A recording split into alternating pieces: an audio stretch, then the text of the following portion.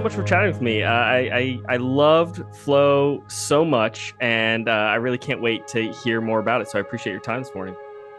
Thanks for having me.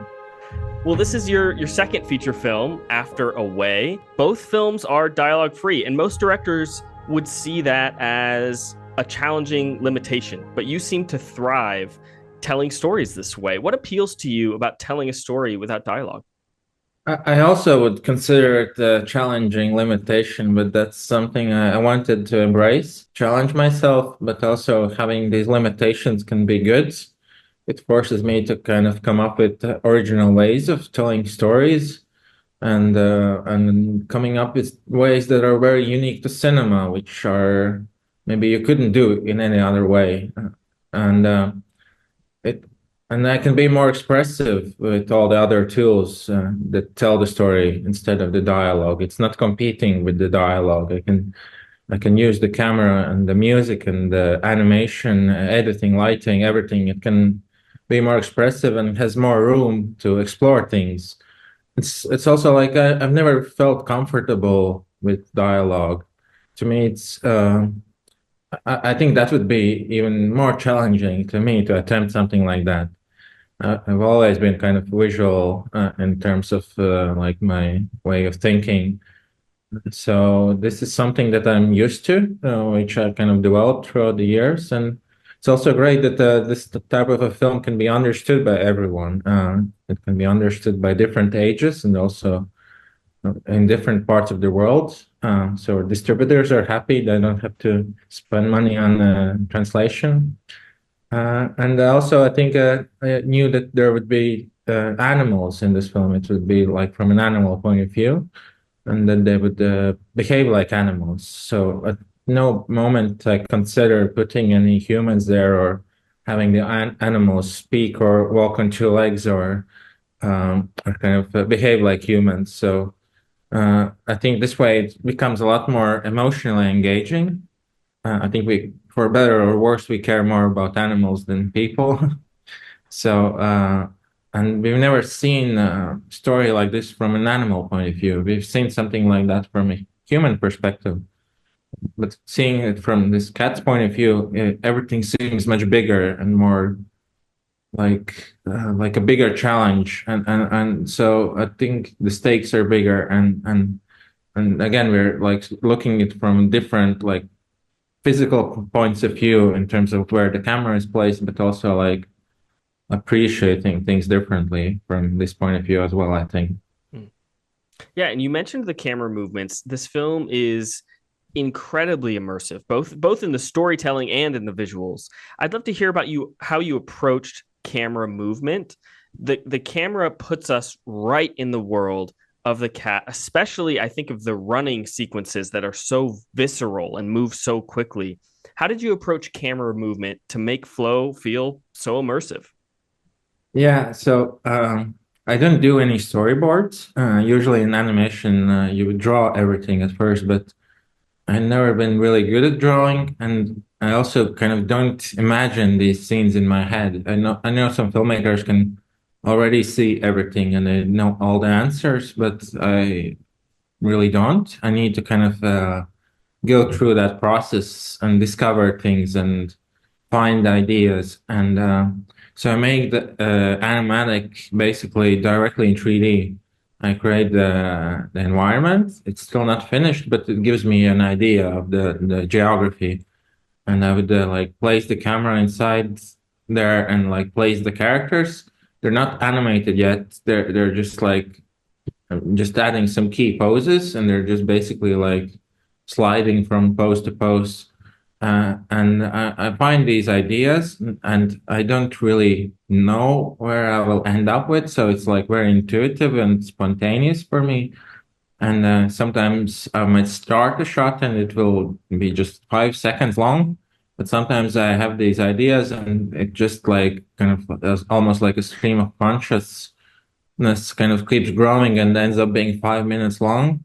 And the camera is following these characters, and that's really difficult to draw as well, where the perspective keeps changing so much, and there's it's almost like this dance between the camera and the characters, and yeah, having these longer takes as well, it really helps that immersive aspect where you're feeling very close to the characters. You're not observing them from a distance, and you can we can create this subjective point of view where you almost feel like the cat in this film. But also sometimes the camera has its like personality as well. It can get distracted by things, or it's impacted by these forces of nature like the wind or the water, and and like it's also a tool for storytelling. I'm using the camera to convey what's happening in the characters' heads. So the camera can feel kind of anxious or curious, or yeah, just add to that. So whenever I can, I try to use as few shots as possible to kind of yeah use the least amount of resources to kind of keep things simple. But at the same time, I'm not really like yeah, I'm not locked into this technique of just making the thing for technique's sake. It's really just a tool to help tell the story. So there was a scene which I tried to do as a one long shot, but it didn't really work. So I would just split it up in a bunch of shorter shots and edit it together. So the good thing is that when I do it as one big piece in the animatic, I can always later just edit it and shoot it from different angles as well. And the great thing is, while I'm editing, I can always add shots. I'm not like stuck with the footage that was done in production. I'm doing it at the same time. I can always come up with a new shot and put it in the edit. And also, while I'm doing the animatic, I'm putting some lights already there to see how it influences the frame. For me, it would be very difficult to like separate the lighting from the camera. It kind of works together, and I'm already like also putting music to the animatic, which I write myself. So I write a bunch of sketches, and the music helps me to kind of figure out the tempo, the atmosphere, but sometimes even it gives me ideas for the story, how it might develop. So during the animatic process, I might like keep adjusting stuff as well. And but once everything is finished and like the animatic is finished, we didn't go and change stuff. Like I know some other animated films might keep changing stuff, but because the budget was quite modest, we had to be very precise how we spent it. We didn't have any deleted scenes or kind of so we had to be very precise in that way. Mm. Yeah, you had mentioned in terms of the camera movements, the ways in which you can even sometimes feel like you're the cat in the film.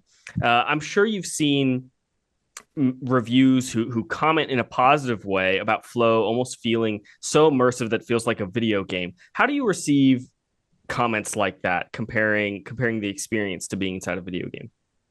Yeah, I don't know. It depends on the comment. Some people think that it's like a really exciting thing that yeah, I think a lot of people have grown up with these video games, and at least for me, that's nothing like not a negative thing to be compared to a video game because yeah, it's just part of our lives. It's like I didn't consciously try to make it like that, or not even like consciously referencing anything, any films or media, but it just it's all coming true like my subconscious. It's like I've grown up with a lot of this stuff, and maybe I am kind of influenced by it, but yeah, and also there's like in video games you have this also of storytelling being done without dialogue, where you're just like exploring these environments and you're kind of more actively participating in the storytelling. You're not just being spoon-fed this information. You have to like look for things, and I think you become more engaged as well because of that. You're kind of yeah, paying more attention and putting some effort into the process. But because of doing that, you're also I think you're more rewarded because you care about stuff. And but to me, I wasn't like yeah, it was a balance of kind of making it kind of yeah, that having these long takes, which to me really like and like the camera following the characters. it wasn't like I wasn't thinking of video games. I was kind of thinking of filmmakers who use camera in that way to kind of yeah, put you in their environment, and also like some of there are some like elements of like analog imperfections. I just wanted to make the frame look kind of, yeah, not to be too sterile or too perfect. So I add a lot of these little kind of handmade, basically, kind of you see some film grain or some kind of lights blooming, and the camera is also not perfect, like it's shaking sometimes as if a real person would hold it. So I try to balance that digital aesthetic with something more kind of handmade as well. Well, yeah, you're exactly right. It helps us be immersed in this world and be able to explore the world in a new way. And the design of this world that you made is gorgeous. It's quite stylized, but also features a much more detailed style than you had in a way. How did you approach the design of the film, and what did you want this world to look like? Yeah, it really starts with the characters and the relationships, and then I kind of built everything else around them. And so I knew that it would be a story about this cat kind of finding itself in a boat with other animals, but I didn't want it just to be set in a vast open ocean because there I couldn't like have enough like ways to express stuff. It would be just also quite repetitive, I think, like having just the wide horizon. But if it's set in this flooded world, we always are kind of moving in the world where the world is always changing and evolving, and it doesn't feel claustrophobic or kind of set in one location, even though a lot of the film's set in this boat. And yeah, so we're kind of using the environments to make us feel more like the characters. And so I don't like write long backstories for everything. I don't have like long kind of, yeah, explanations for everything. Everything is there just to support these characters. And I start with an emotion. For example, in the beginning of the film, we see these statues of cats, and so I wanted to show how the flood is rising at that scene and how the cat is feeling really anxious and the time is passing. So I thought this image of these different cat statues being submerged would evoke a lot of emotion, remind the cat that the flood is also coming for the cat itself. And then I start like figuring out the logic for that, and I try to like then I decided to like create this like there was a house as well, but I made sure that to put some clues that maybe a sculptor lives there, or maybe it's the owner of the cat, and there might be some history, and the cat maybe is the inspiration for these statues. And so it really starts with that image and the emotion, and then I build it like backwards, kind of reverse engineer it that way. Mm. Well, yeah, I want to talk about the emotions and the themes that you're touching on in Flow. It's not lost on me that in a way, or on a way, you worked by yourself, but in Flow, which is a movie about a cat who's finding others to sort of band together with, you now had an actual crew who's helping you bring the film to life. From a thematic standpoint, how did you relate to either the isolation of the cat or the beauty of coming together with others? How much of your experience is reflected in the story of Flow? Yeah, so even with my first feature away, which I made myself, it wasn't really conscious or deliberate, but it was also a very personal story where I made it alone, and it was a story about this character alone on an island looking for connection with others. And with Flow, I decided to really like more consciously focus on this aspect early on because I felt that it really resonated with people. And so I decided to make the story of the film kind of about what I imagined it would be like for me to kind of find ways to work in a team because I had anxieties about that. I'd never done it before, and it was quite hard. I would say maybe harder than working alone because it's a lot of responsibility for all these people and all the budget and but I couldn't tell this story by myself. It's so much more complicated, and not just technically, but in terms of the story, it's a lot more dense. A lot more stuff is going on, and uh, and so yeah, I do really relate to the cat in the film, kind of having to find ways to work together and trust others. But ultimately, like just like the cat, it ended up being really rewarding, and and I also, but I didn't want to have that like simple message of being independent is bad and working together is good.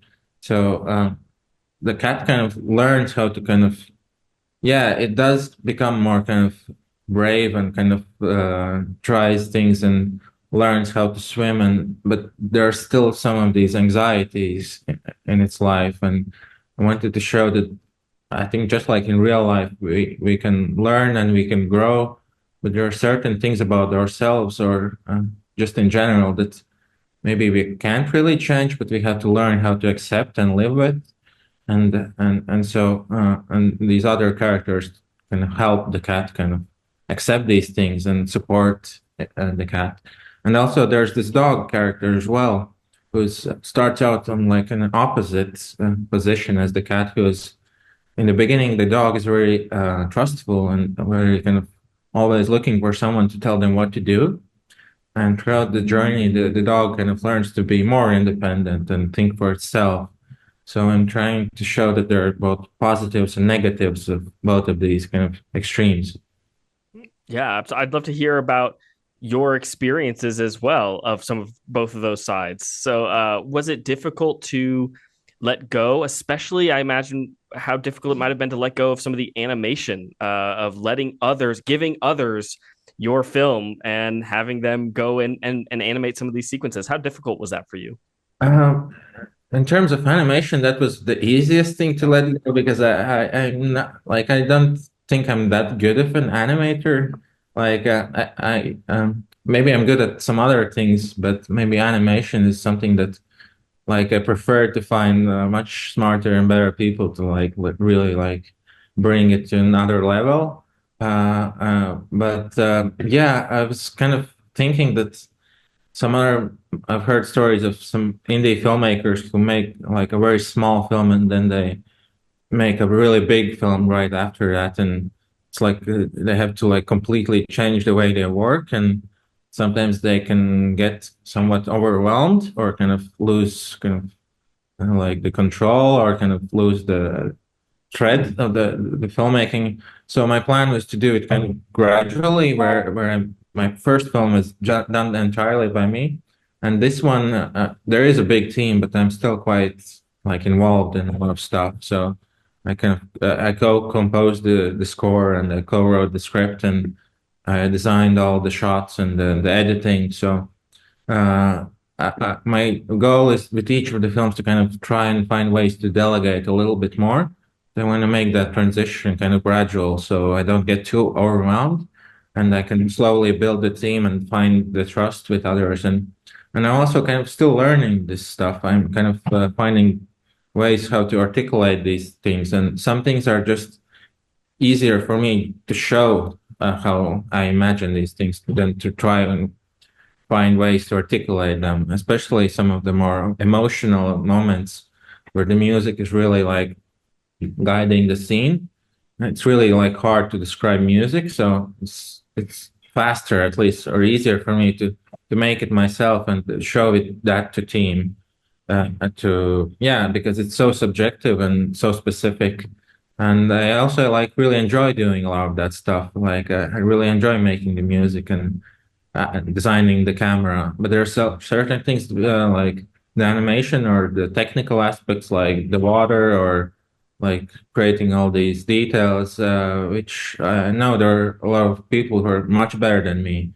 Also, the music I would start, but then I did this initial version, the sketches of everything, but then kind of reached the limits of my skills, and we found another composer, Gints Zilbalodis, who really brought it to another level and made it all so much more cohesive. And so I'm trying to have like the best of both worlds, where I have that independence and freedom, and also the team can really elevate stuff. And I heard that the team also likes that when the filmmaker really cares about stuff and gets invested, and like our animators could send me some files of the scenes, and I could very quickly make some adjustments to the environment or the camera, and very quickly send them back. So there wasn't some long like list of hierarchy we needed to go through, and we were always so directly like communicating and sending stuff. And I think you can do that with a small team. It's much easier. You can be more flexible that way.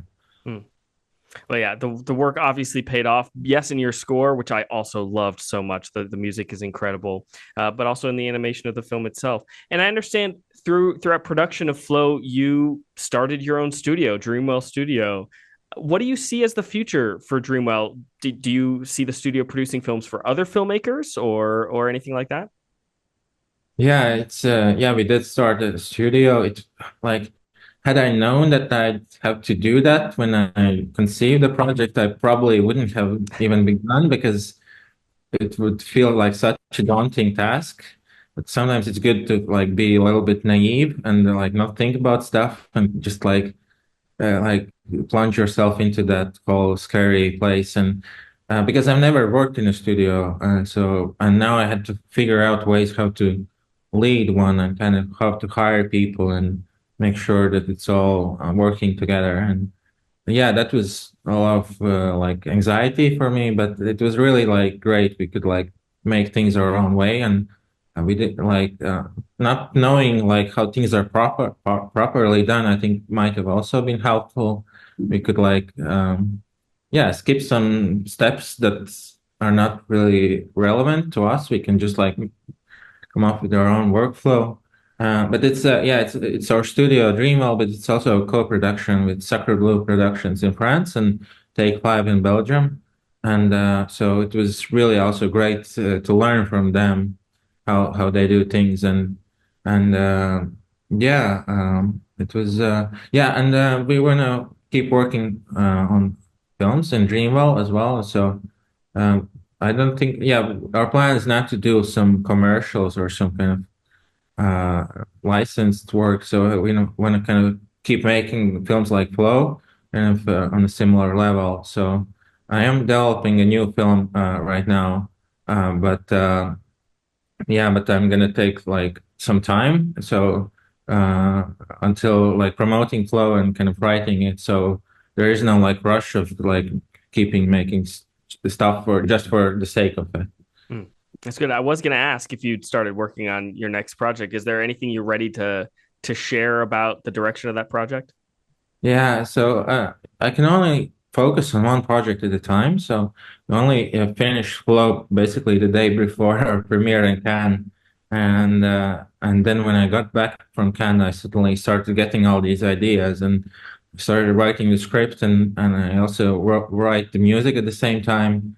And yeah, it's still a bit too early to go into details about the story, but yeah, it's another animated feature film. I'm kind of challenging myself this time to have some dialogue, which I've never done.